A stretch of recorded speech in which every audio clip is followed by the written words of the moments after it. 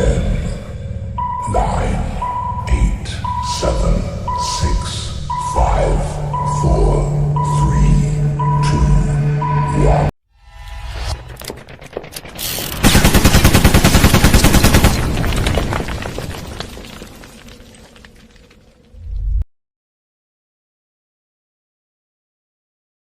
Indonesia dihadapkan dengan berbagai persoalan dan ancaman radikalisme dan terorisme, yang semuanya bertentangan dengan nilai-nilai Pancasila dan Undang-Undang Dasar 1945. Radikalisme merupakan ancaman terhadap ketahanan ideologi. Jika ideologi negara sudah tidak kokoh, maka akan berdampak terhadap ketahanan nasional. Melalui peristiwa-peristiwa kemanusiaan yang kini telah dihadapi oleh seluruh lapisan masyarakat Indonesia, meningkatnya radikalisme dalam agama Indonesia menjadi fenomena sekaligus bukti nyata yang tidak bisa begitu saja diabaikan atau dihilangkan.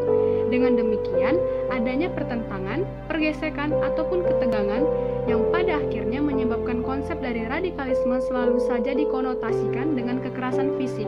Apalagi realita yang saat ini telah terjadi dalam kehidupan masyarakat Indonesia sangat mendukung dan semakin memperkuat munculnya pemahaman seperti itu.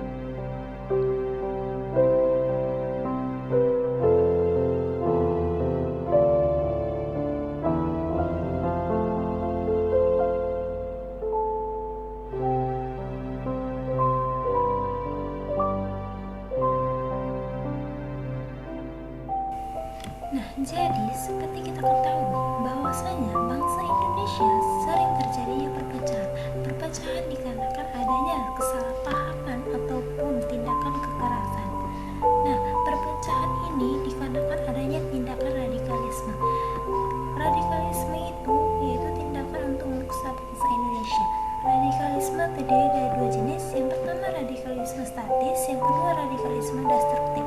Radikalisme statis, radikal yang bersifat gagasan, yaitu penyebaran berita-berita yang tidak benar yang membuat orang lain salah paham sehingga terjadi perpecahan. Sedangkan radikalisme destruktif, radikalisme yang berbentuk aksi kekerasan untuk merusak bangsa Indonesia.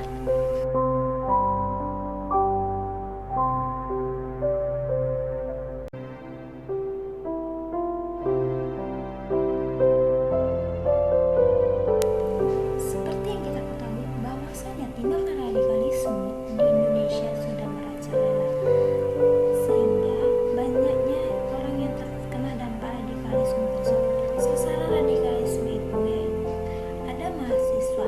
Mengapa mereka memilih mahasiswa sebagai sasaran radikalisme? Dikarenakan mahasiswa orang yang berpikir kritis dan orang yang mau melawan atau menentang. Selanjutnya ada pelajar. Mengapa mereka menjadikan pelajar sebagai sasaran radikalisme? Dikarenakan pelajar masih bersifat labil atau belum bisa menentukan arah kehidupannya, sehingga mereka hanya ikut-ikutan atau memakan berita-berita yang tidak benar. Selanjutnya ada masyarakat umum. Masyarakat umum biasanya terbiasa mendengarkan berita-berita yang tidak benar, sehingga mereka hanya ikut-ikutan saja. Selanjutnya ada tokoh masyarakat. Tokoh masyarakat biasanya terkena dampak radikalisme dikarenakan adanya kepentingan pribadi ataupun kepentingan dari tokoh masyarakat tersebut, sehingga banyak terjadi perpecahan di antara mereka.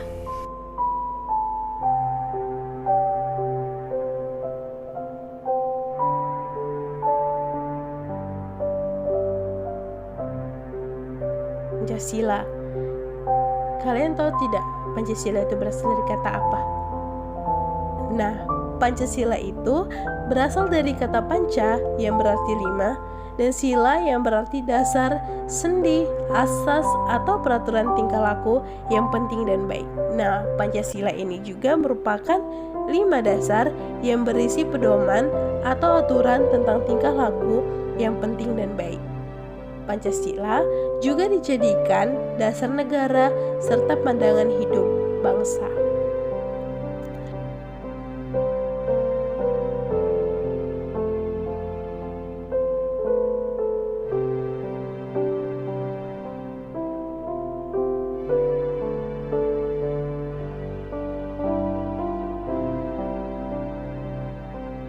Selanjutnya, kita harus memahami peran Pancasila dalam menangkal radikalisme.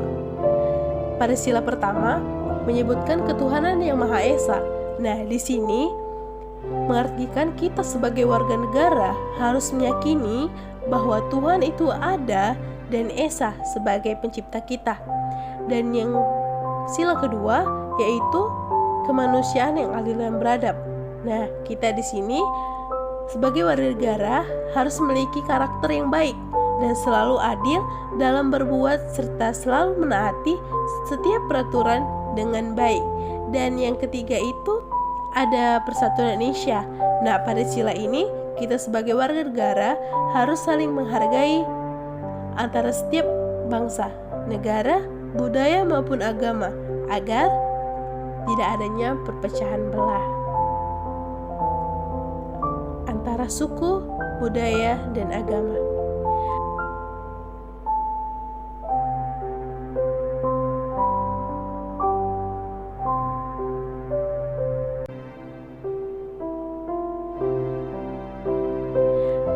Kemudian nih, pada sila keempat ia mengatakan kerakyatan yang dipimpin oleh hikmat kebijaksanaan dalam permusyawaratan perwakilan. Nah, pada sila ini kita sebagai warga negara harus menaati peraturan dengan baik dan senantiasa bermusyawarah untuk memecahkan suatu permasalahan. Dan pada sila terakhir yaitu sila kelima yang mengatakan keadilan sosial bagi seluruh rakyat Indonesia. Nah, pada sila ini kita sebagai warga negara Indonesia harus saling menghargai dan senantiasa adil dalam bersikap terhadap orang lain, dan pemerintahan harus adil terhadap rakyatnya. Indonesia negara tercinta yang sangat indah dan mulia. Pancasila adalah ideologi bangsa berlambang burung Garuda yang gagah perkasa. Mari kita bersatu menjunjung tinggi nilai Pancasila, menghindari permusuhan sesama saudara dan menolak radikalisme.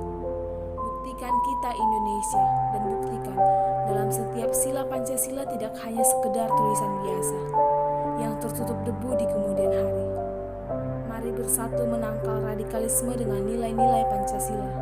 Karena semboyan kita ialah Bhinneka Tunggal Ika, bahwa berbeda-beda kita semua, tetapi tetap satu jua untuk Indonesia Jaya.